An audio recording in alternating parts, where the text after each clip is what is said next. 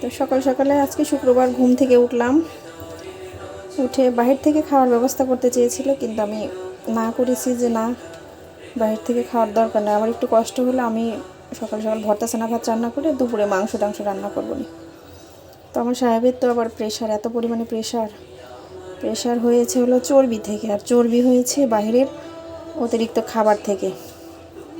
মানে বাহিরের খাবারে তেল মশলা অতিরিক্ত থাকে, ওইগুলো খাবার খেয়ে খেয়ে কাচ্চি, বিরিয়ানি, তিহারি, যা যা হালিম হাবিজাবি সব এগুলো খেয়ে খেয়ে তার প্রেশার হয়েছে। তো আমি ভাবলাম যে থাক, আমারই একটু কষ্ট হোক। তো আমি সেই কারণে যে ভর্তাগুলো বানাচ্ছি, সকাল সকাল একটু ভর্তা ছানা ভাত খাক, দুপুরে মাংস টাংস রান্না করে দেবনি। আর শুক্রবারের দিনে মাংস না রান্না করলে পরে রাগ করবে, খাওয়া যাবে না, তারপরে বলবে যে তোমরা খাও আমি না খাই। অনেক গরম, ভর্তা করতে কষ্ট হচ্ছে। আলু ভর্তা বানাবো, আর হলো কচুর মুখী ভর্তা বানাচ্ছি, আলু এই যে টমেটোটা ভর্তা বানাবো, আর বানাবো হলো লেবু কেটেছি, গরম ভাত রান্না করেছি, এটা দিয়ে সকালে খেয়ে নেবেনি। আর দুপুরে মাংস টাংস রান্না করবো নি। নাস্তা করেছে সবাই, কলা, বিস্কিট, রুটি। বলতেছে একটুখানি গরম গরম ভাত হলে ভালো হতো। তো ভাবলাম যে তাহলে একটুখানি ভাতই বসাই দিই। ভাত রান্না করা হয়ে গেছে আমার, তো ভর্তাগুলো করে নিচ্ছি।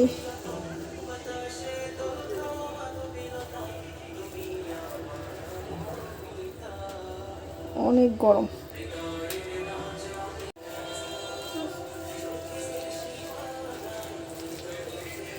শীতের দিনে কিন্তু টমেটোর দিয়ে ভর্তা বানালে ভর্তা অনেক মজা হয়।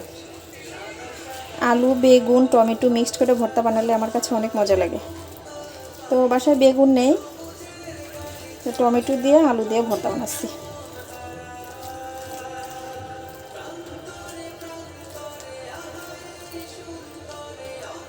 আমার মরিচে প্রচুর অ্যালার্জি, এত পরিমাণে হাত জ্বলে।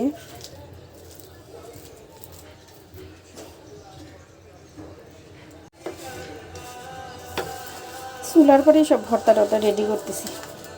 এখান থেকে সব ভর্তা বানিয়ে নিয়ে যাচ্ছি, টেবিলে দিচ্ছি। এত করার সময় আছে, একটু তেল দেয়। এখন বানাচ্ছি হলো মুখী ভর্তা।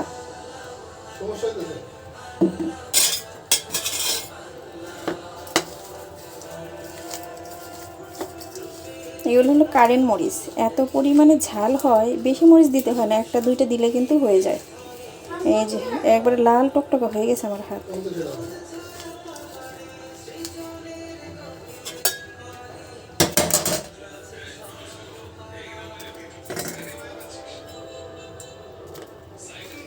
অনেক গরম, মাশাআল্লাহ মুখি অনেক সুন্দরভাবে সিদ্ধ হয়েছে কিন্তু। তো আমার হাজবেন্ড কিন্তু ভর্তা ভাত খুব পছন্দ করে, যাই রান্না করি না কেন তার সাথে একটুখানি ভর্তা হলে সে তৃপ্তি সহকারে ভাত খেতে পারে। যদিও আমার মরিচ অ্যালার্জি, মরিচ ধরলে আমার হাত পোড়ায়, কিচ্ছু করার নেই। কারণ মেয়ে মানুষের হাত তো পুড়ে ছাই হয়ে গেলে তাও দেখার কোনো বিষয় নেই, রান্নাবাড়ি ঠিকঠাক হলে যথেষ্ট।